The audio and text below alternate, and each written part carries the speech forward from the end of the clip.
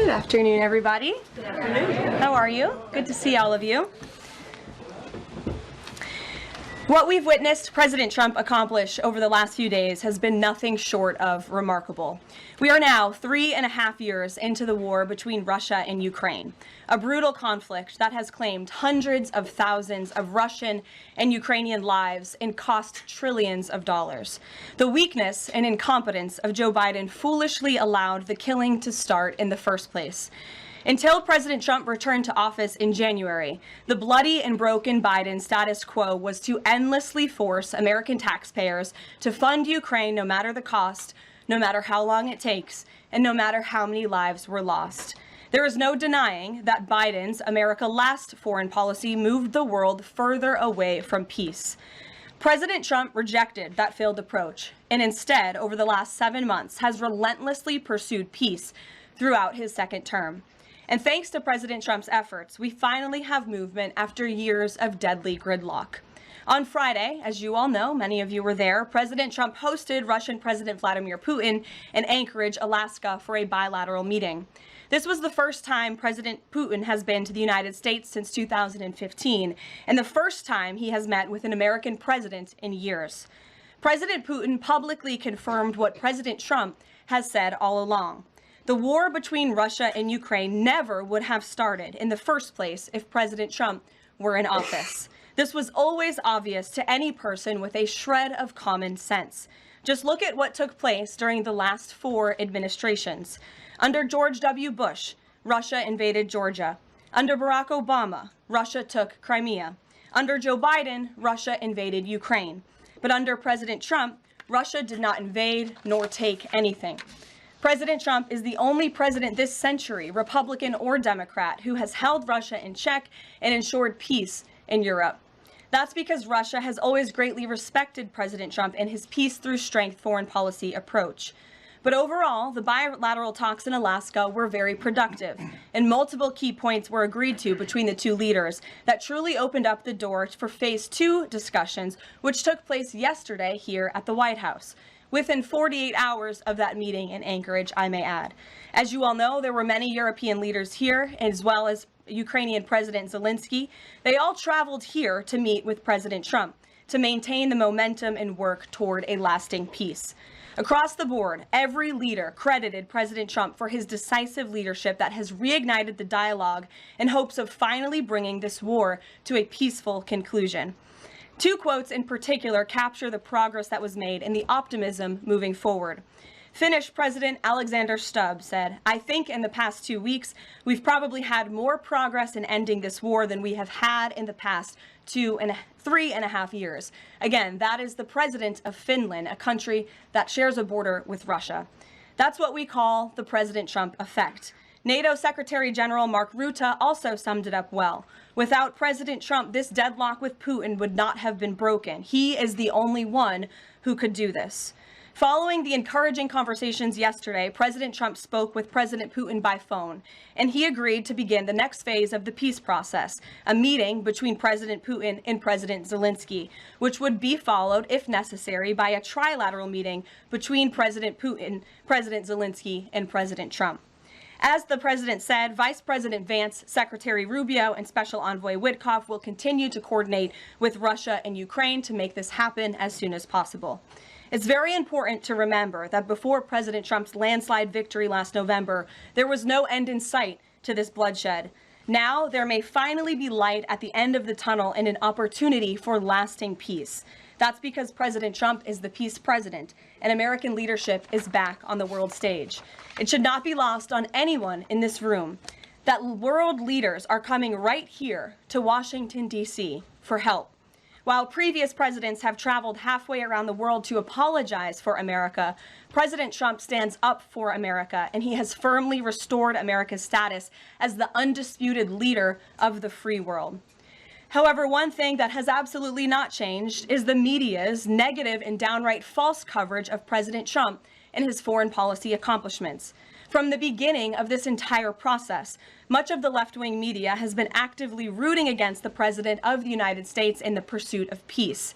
Initially, the media ridiculously claimed that President Trump was somehow beholden to Russia for even agreeing to have a face-to-face discussion with President Putin inside of the United States. The media said President Trump was making a grave mistake by, quote, legitimizing Putin. They were aghast that President Trump would treat another world leader like a world leader. The media relentlessly attacked President Trump and claimed he suffered a, quote, major defeat for not immediately emerging with a final agreement, even though he said heading into that meeting, this was a meeting to listen and to understand how to move the ball forward. All weekend following those historic U.S.-Russia bilateral talks, we listened to clueless pundits on television trying but failing to claim that the president had failed. The so-called experts in the foreign policy establishment, whose record is nothing but endless wars, trillions of wasted taxpayer dollars, and dead Americans, have the nerve to try and lecture President Trump, who has solved 7 global conflicts in 7 months, about peace.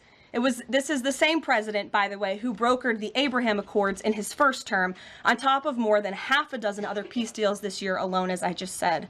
We also saw yesterday the president of Ukraine and all of the other major leaders of Europe fly across the Atlantic Ocean to meet President Trump at the White House because of the progress that was made, and that, if you ask the media, failed meeting, but it was not. It was highly productive and it was successful. This is why Americans' trust in the mass media is at a lowest point in more than 5 decades. Diplomacy is a delicate process, and instead of reporting the facts about what is happening here at this White House and what is happening between this president and other leaders around the world, many outlets in this room continue to try to actively undermine the president and sabotage the efforts towards peace. That is why I felt the need to set the record straight. In other news, on the home front, President Trump's efforts to make D.C. safe again are working. There have been a total of 465 arrests since the start of this operation on Thursday, August 7th. Last night, there were a total of 52 arrests, including the arrest of an illegal alien MS-13 gang member with convictions for DWI and drug possession. Thanks to President Trump's leadership and the outstanding work of both federal and local law enforcement, dangerous gang members like the one picked up last night will not be allowed on the streets of our nation's capital. Other arrests last night included assault with a deadly weapon for stabbing, parole violation for robbery, murder, outstanding warrant for attempted murder, assault on federal law enforcement officer, and felony assault. 4 more homeless encampments were also removed during yesterday's reporting period. To date, a total of 48 homeless encampments have been cleared in Washington, D.C. by multi-agency teams. MPD patrol units are actively working with city officials to locate and clear additional encampments and remove homeless residents off of Washington's streets. And despite fake narratives from the media, again, a significant number of the arrests have been in high crime areas of D.C. In fact, nearly half of all of the non-illegal alien-related arrests have occurred in wards 7 and 8, the 2 wards that have the highest number of violent crime, as well as homicides and assaults with dangerous weapons last year. So while Democrats continue to coddle violent criminals, President Trump and this administration are focused on putting them behind bars and unapologetically standing up for the safety of law-abiding American citizens. And the White House will continue to provide all of you with the results of this operation in the days ahead. So with that, I will take your questions today. Here in our new media seat today, we have Jack Posobiec, who joined us in Anchorage, Alaska last week. Jack, thanks for being here. Why don't you kick us off? Caroline, thanks so much. So a couple of questions regarding the status of these peace talks. Obviously, we saw the president and President Putin there in Anchorage. We saw the world leaders here yesterday with this summit. We've heard phrases like coalition of the willing. We've also heard Article 5-like guarantees. When it comes to the security guarantees, what is the current status of that? I know the president earlier today mentioned boots on the ground with the UK, France, Germany possibly, but unequivocally said no U.S. troops on the ground, but U.S. coordination. Can you elaborate on that, and what would the red lines be? Sure. Well, you got to the heart of what I was going to say to all of you today on security guarantees, which is the president has definitively stated U.S. boots will not be on the ground in Ukraine, but we can certainly help in the coordination and perhaps provide other means of security guarantees to our European allies. The president understands security guarantees are crucially important to ensure a lasting peace, and he has directed his national security team to coordinate with our friends in Europe and also to continue to cooperate and discuss these matters with Ukraine and Russia as well. Caroline, now, have the Russians responded at all? I know we spoke with President Putin last night. What has been their response? Because we've heard some reports from the Kremlin and others saying they're unequivocally against NATO troops on the ground. Well, look, the president continues to have these conversations with both leaders. Those conversations took place in Anchorage, Alaska, again yesterday with the Europeans and President Zelenskyy, and he has directed his team to come up with a framework for these security guarantees that can be acceptable to help ensure a lasting peace and end this war. And then just last question real quick on this. Regarding some of the funding, we're hearing questions about another round of weapon sales or possibly a round of U.S. purchases of Ukrainian drones. Will that money be funded by the U.S. taxpayers? Are we finally going to see an end to the U.S. taxpayer-funded, seemingly endless mandate for these foreign wars? Well, the president is very sensitive to the needs of the American taxpayer, and immediately upon entering office back in January, he made it very clear that we're not going to continue writing blank checks to fund a war very far away, which is why he came up with the very creative solution to have NATO purchase American weaponry, because it is the best in the world, and then to backfill the needs of the Ukrainian army and the Ukrainian people and their military. So that's the solution the president has came up with. We'll continue to see that forward. As for any additional sales, I'll have to defer you to the Department of Defense. Thanks so much. Thanks, Jack. Kelly. What has President Trump learned that tells him that Vladimir Putin would be willing to make a deal for him, for President Trump? Well, the president has learned a lot, which is part of the reason he opened up this dialogue.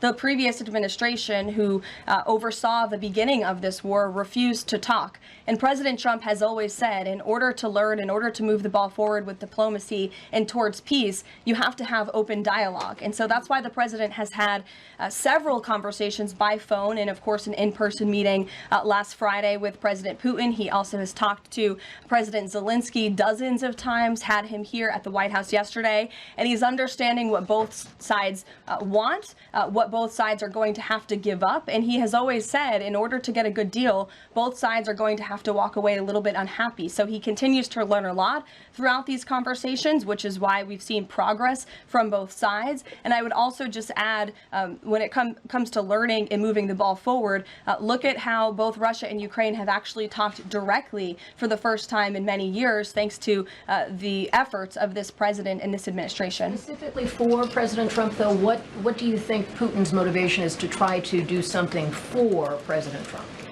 as opposed to just resolving the conflict? I think, as I just spoke to in my opening remarks, Kelly, Russia and all countries around this world actually respect the United States again. And the president is using the might of American strength to demand that respect from our allies, our friends, our adversaries all around the world. And we've seen that not just lead to progress with Russia and Ukraine, but also we've seen it in the closing of 7 global conflicts around the world as well.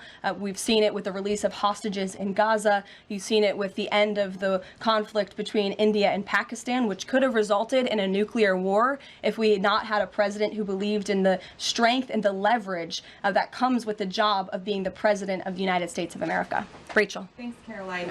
Heading into Alaska, a lot of the focus in the talk was on this trilateral meeting between these 3 leaders.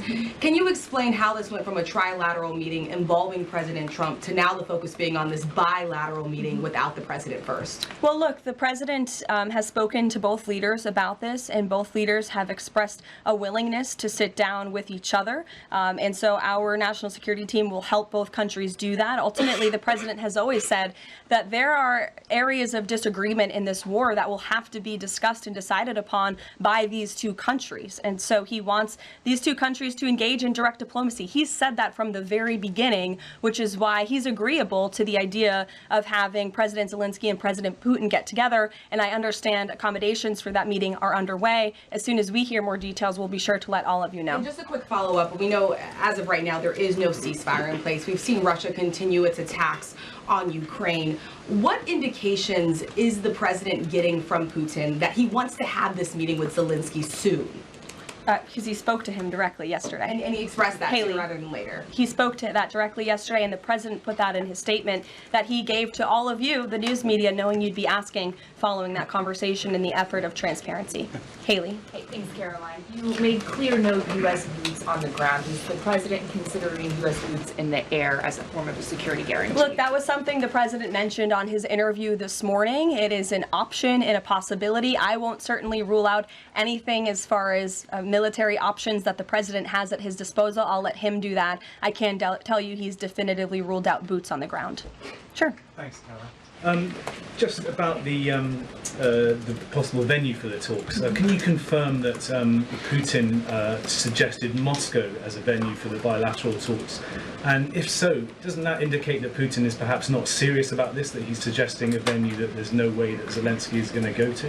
Look, I'm not going to litigate the private conversations between the president and President Putin, aside from what the president himself has already spoken on. But I can tell you there are many options that are being discussed by our national security team right now with both parties. Can you give us an indication of where? I just told you we'll provide you details as soon as we can. Thank you for trying, though. Libby.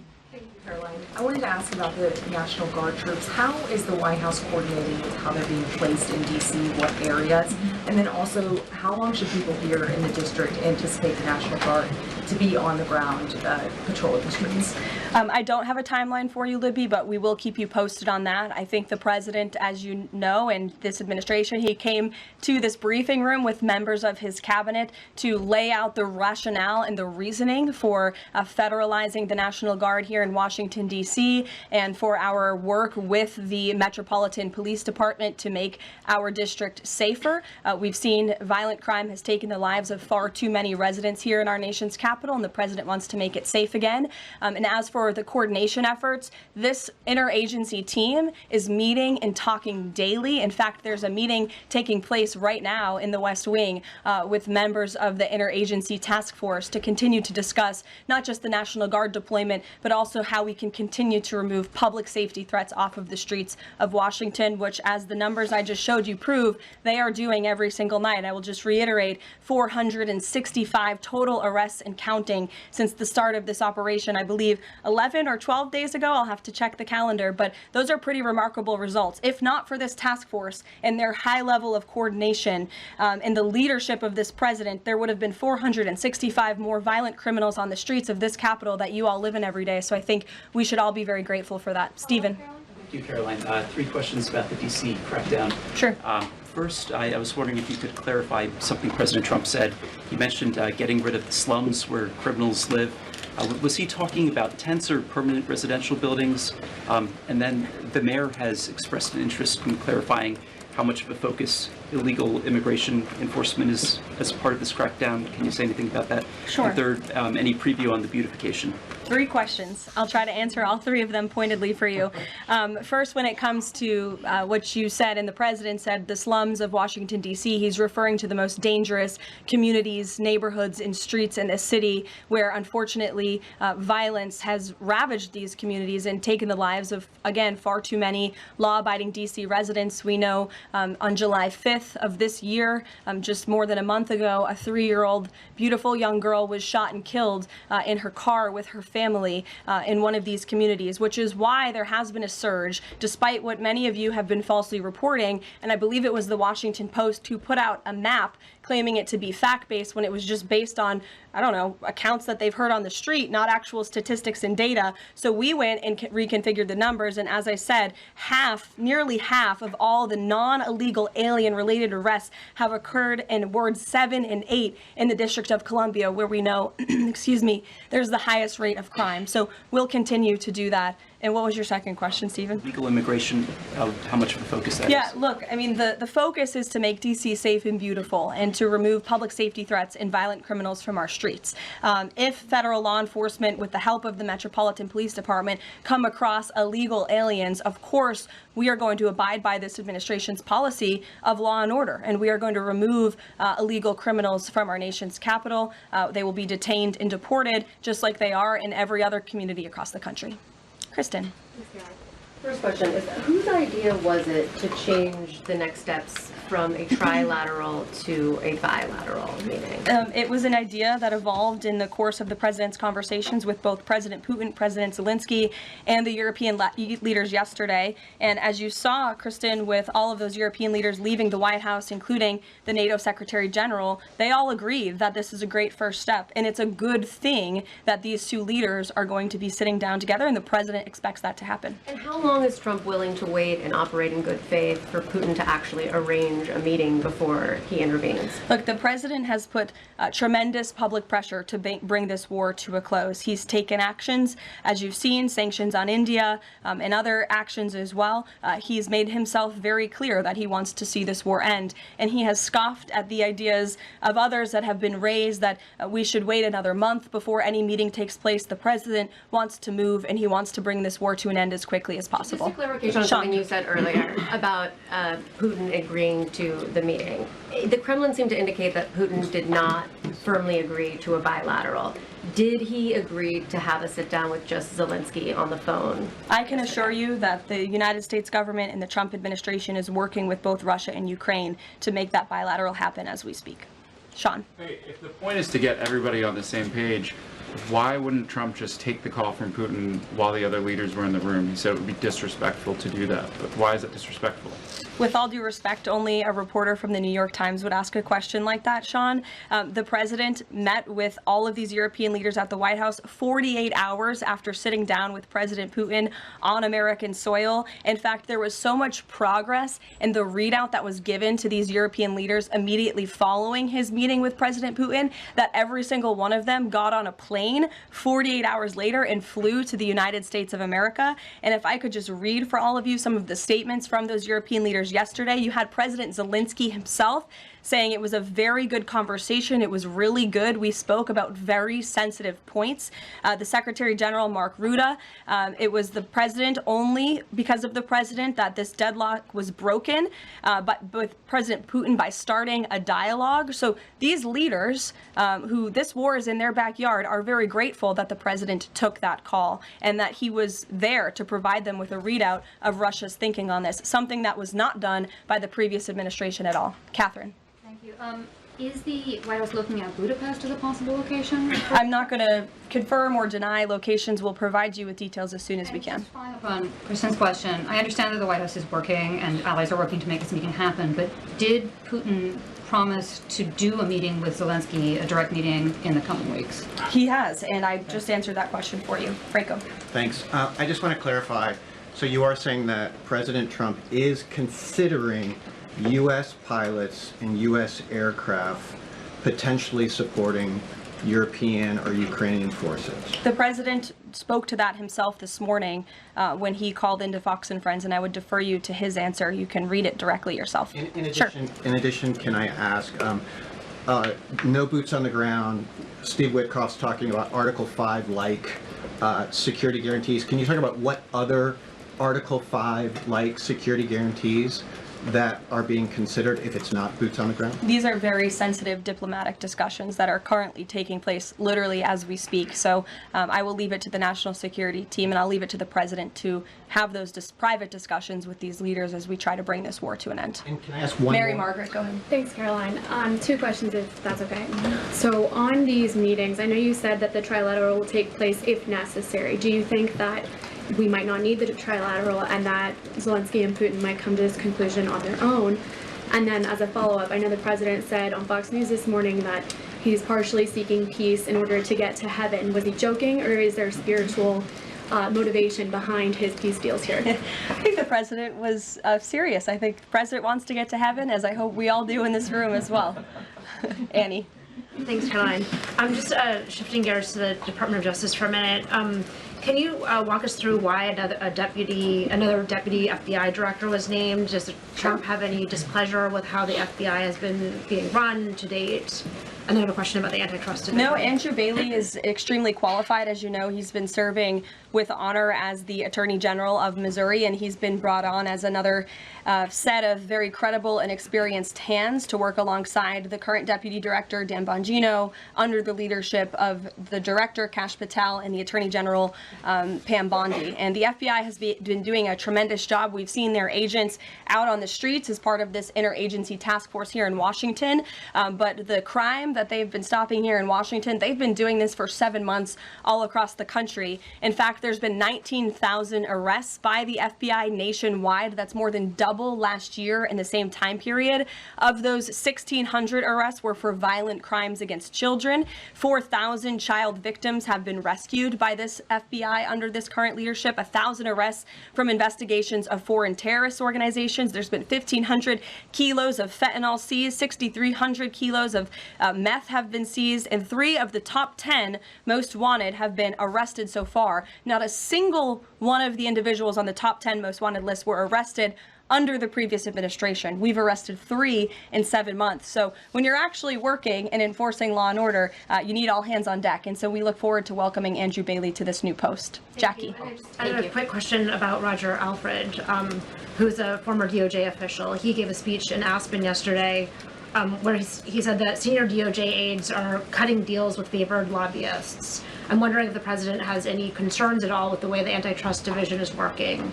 I have no idea who that individual is. I don't know why he made those comments. I don't know what basis he's making those comments on. My instinct tells me it's not true, but we will definitely look into them and I'll get you a response. Thank you, Caroline. Jackie. Thanks, Caroline. Since the president often says that this war would not have started if he were in office, and True. and Putin confirmed that. It's true. Do you accept that as true? The Probably. European leaders do.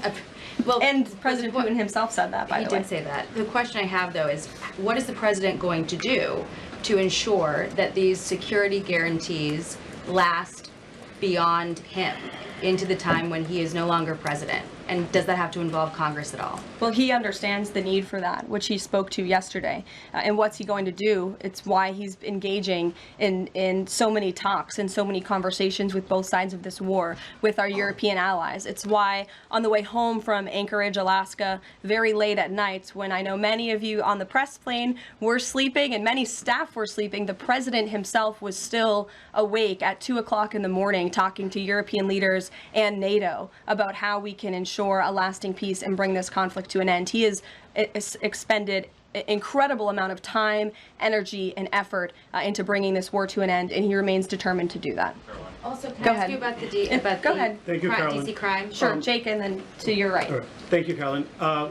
Which of the half dozen peace deals that the president's pulled off would you say he's the most proud of? And then I have another question. That's a good question, Jake. I'll leave that to the president to answer. I think he's proud of all of the peace deals that he's been able to achieve. You saw the president of Armenia and the head of Azerbaijan both at the White House just a couple of weeks ago. The president, I know, very much enjoyed spending time with them and helping to bring that conflict to an end.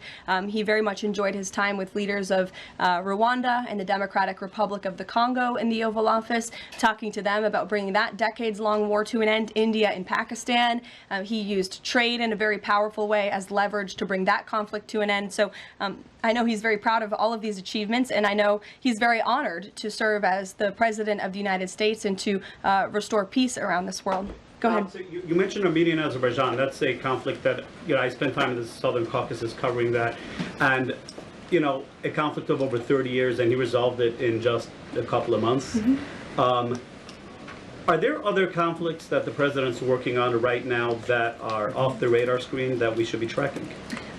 In fact, there are many. The State Department is always working around the clock under the leadership of Secretary Rubio and keeping the president apprised of conflicts that are bubbling up all over the world. But of course, as you all know, as we've talked a lot about in this briefing, he's spending a lot of time right now on ending this war in Russia, Ukraine, and of course the conflict in Israel and Gaza, which he wants to see come to a close as well. Sure, go ahead. So the president says that he's starting a movement to eliminate mail-in voting, but states administer elections, not federal authorities. So can you provide any more details about how the White House plans to eliminate that? Mm-hmm. The White House continues to work on this, and when Congress comes back to Washington, I'm sure there will be many discussions with our friends on Capitol Hill and also our friends in state legislatures across the country to ensure that we're protecting the integrity of the vote for the American people. And I think Republicans generally, and the president generally, wants to make it easier for Americans to vote and harder for people to cheat in our elections. And it's quite mind-boggling that the Democrat Party could stand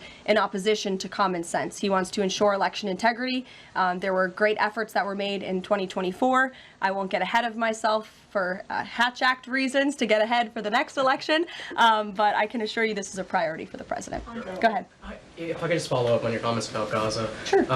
There was a ceasefire proposal put forward by both Qatar and Egypt. Hamas accepted it on Monday. Israel has yet to officially weigh in. I'm wondering if the U.S. was at all involved in it, if it's supportive of it, and whether or not the president believes Israel should accept it. I don't think it's a coincidence that Hamas accepted this proposal after the President of the United States posted a very strong statement about this conflict on Truth Social yesterday. I would refer you back to that statement. As for this proposal that Hamas has now accepted, the United States continues to discuss it, and I'll let the President weigh in on it definitively. You're welcome.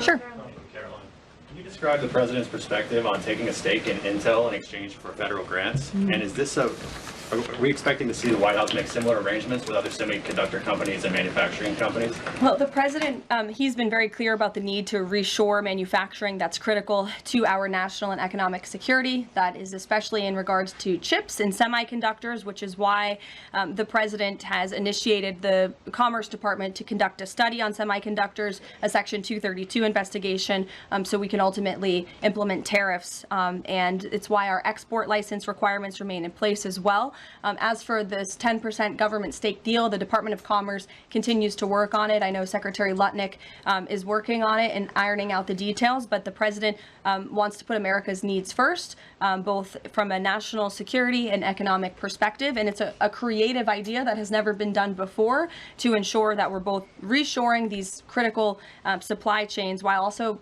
gaining something of it for the American taxpayer. You're welcome. Emily. Thanks, Caroline. I wanted to ask about the 3 U.S. warships that are being sent to Venezuela, and there's 4,000 Marines on board. Are you looking at possibility of boots on the ground there? What I will say with respect to Venezuela, President Trump has been very clear and consistent. He's prepared to use every element of American power to stop drugs from flooding into our country and to bring those responsible to justice. The Maduro regime is not the legitimate government of Venezuela. It is a narco-terror cartel. In Maduro, it is the view of this administration, is not a legitimate president. He is a fugitive head of this cartel who has been indicted in the United States for trafficking drugs into the country. And with that, I will leave you all, and we will see you later, if not tomorrow, and I look forward to taking more of your questions. Thank you.